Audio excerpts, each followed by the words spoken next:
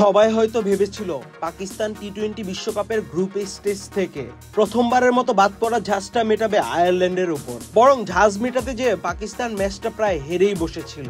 এবারে বিশ্বকাপে পাকিস্তানের ব্যাটসম্যানদের যে নাজুক অবস্থা তা এই ম্যাচে আবারও প্রমাণিত হলো। বাবর আজম এক প্রান্ত আগলে রাখলেও অপর প্রান্তের ব্যাটসম্যানরা যাওয়া আসার মিছিলে ব্যস্ত ছিল। 11 ওভার শেষে পাকিস্তান সংগ্রহ করে 6 উইকেটে 62 রান।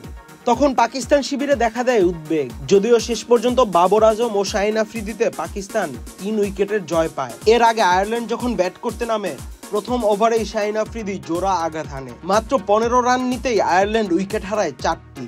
পাওয়ার প্লের 6 ওভারে আয়ারল্যান্ড সংগ্রহ করে 5 উইকেটে 32 রান। 20 ওভার শেষে আয়ারল্যান্ডের সংগ্রহ 9 উইকেটে 106 রান। বল হাতে এই দিন বেশ উজ্জ্বল ছিলেন শাহিন আফ্রিদি, মোহাম্মদ আমির ও ইমাদ ওয়াসিম। পাকিস্তান এই জয়ে বিশ্বকাপ শেষ করলো পয়েন্ট টেবিলের 3 নম্বরে থেকে।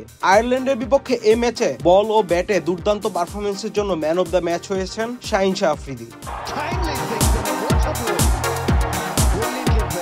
আহমেদ শাফি, চ্যানেল আই।